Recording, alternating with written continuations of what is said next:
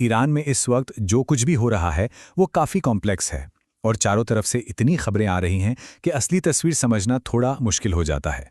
तो चलिए इस सारे शोर को साइड में रखकर सीधे मुद्दे की बात करते हैं और फैक्ट्स पर नज़र डालते हैं। स्क्रीन पर ये जो नंबर दिख रहा है ना, यही है इस पूरे संकट की सबसे बड़ी और तात्कालिक वजह।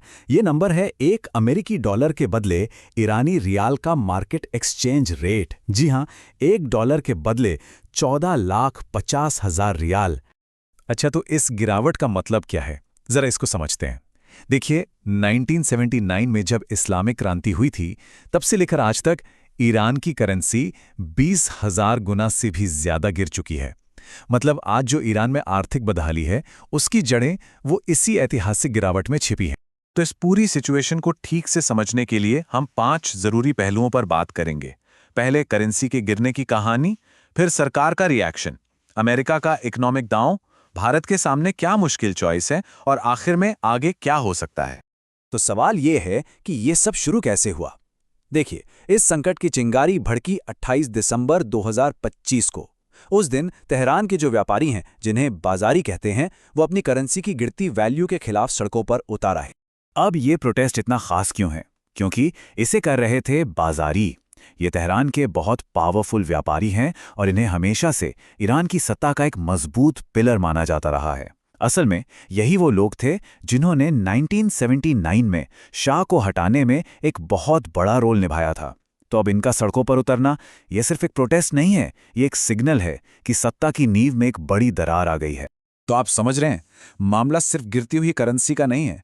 इस एक प्रोटेस्ट ने ईरान की कई अंदरूनी कमजोरियों को सामने लाकर रख दिया है, जैसे कि बाजारियों का सपोर्ट अब सरकार के पास नहीं रहा। 1979 के बाद जो पीढ़ी पैदा हुई है, उसकी उम्मीदें और सोच बिल्कुल अलग है। करप्शन को लेकर लोगों में बहुत ज़्यादा गुस्सा है और औरतें और जो नॉन शिया माइनॉरिटीज़ हैं, वो खुद को सिस्टम से कटा हुआ महसूस कर रहे हैं।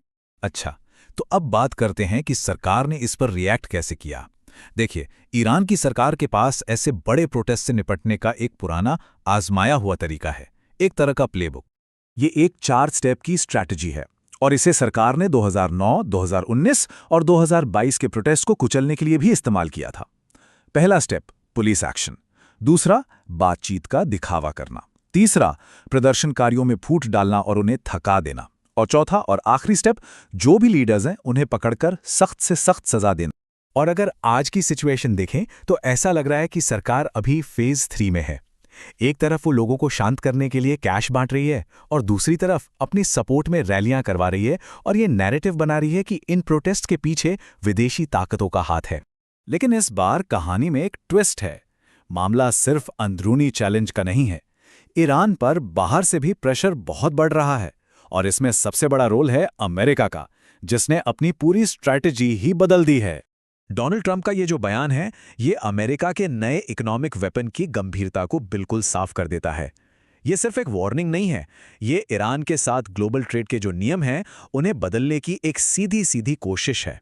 तो यहाँ अमेरिका की स्ट्रैटेजी में एक क्लियर शिफ्ट दिख रहा है। पहले मिलिट्री एक्शन की बात होती थी, जो कि बहुत रिस्की हो सकता था और ईरान के लोगों को सरकार के पीछे और एकजुट कर देता। अब उसकी जगह ले ली है इकोनॉमिक प्रेशर ने। इसे सेकेंडरी टैरिफ्स कहते हैं।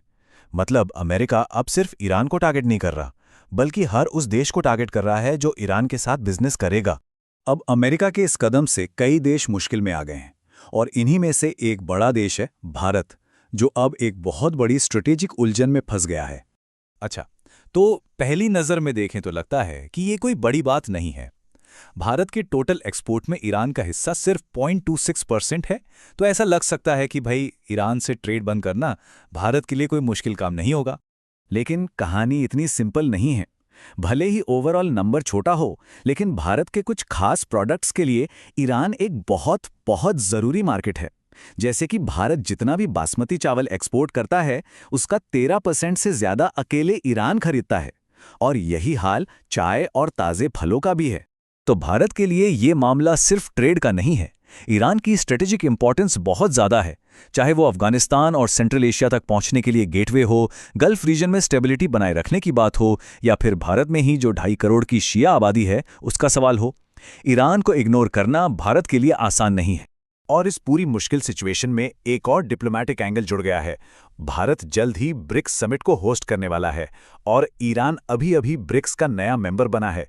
तो अब होस्ट देश होने के नाते भारत के लिए हालात और भी ज्यादा पेचीदा हो गए हैं। तो इन सारी बातों को, मतलब अंदर के प्रेशर और बाहर के दबाव, इन सबको एक साथ रखकर देखें तो आज ईरान एक ऐसे मोड़ पर खड़ा है जहां से आगे का रास्ता बहुत अनिश्चित है। यही इस पूरी सिचुएशन की सबसे बड़ी दुविधा है। एक तरफ है देश के अंदर लोगों का गहरा गुस्सा, जिसे सरकार आसानी से ठीक नहीं कर सकती, और दूसरी तरफ है बाहर से आता जबरदस्त प्रेशर, जिसे वो इग्नोर भी नहीं कर सकती। और ये दोनों चीजें मिलकर एक बहुत ही अनस्टेबल, एक बहुत ही अनप्रेडिक्टेबल सिचुएशन बना रही हैं।